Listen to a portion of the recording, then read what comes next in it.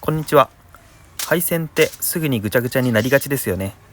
もう少しすっきりできたらとか、毎回束ねるのがめんどくさいって感じたことありませんか？実は今日紹介するのはコードそのものでコードを束ねるというちょっと意外だけど超便利なハック。特別な道具も使わずに今すぐできるテクニックなので、ぜひ最後まで見てください。束ねたいコードを残して2メートルほどコードを切り取ります。そのコードを使って巻きつけていくだけ。綺麗に収まり、しかも使う時にはスッとコードが取れて超快適。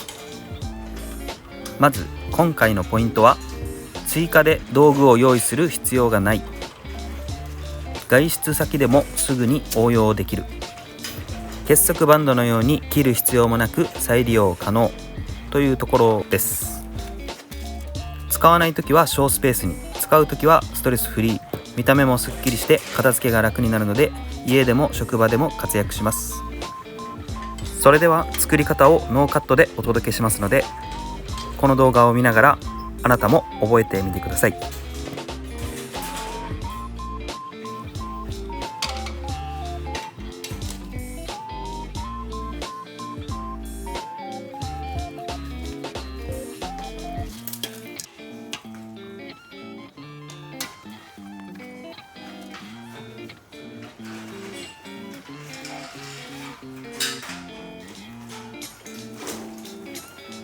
ここからどうなった？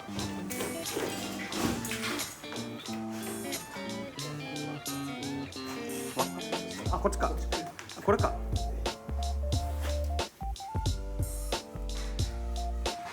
これがいい？マジ？で、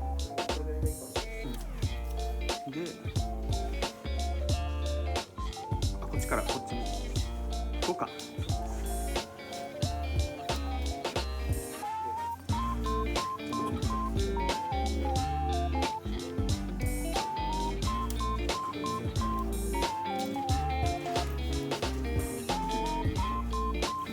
いかがでしたか？ちょっとした工夫でいつも使っているコードがもっと快適になるってちょっとワクワクしませんか？このテクニック実際にやってみるとおーとなるので、ぜひ試してみてください。もしこの動画が役に立った、面白かったと思ったら、高評価とチャンネル登録で応援してくれるととっても嬉しいです。今後も DIY やライフハック、ロープワークなどの便利なアイデアをどんどん紹介していきますので、お楽しみに。それではまた次の動画でお会いしましょう。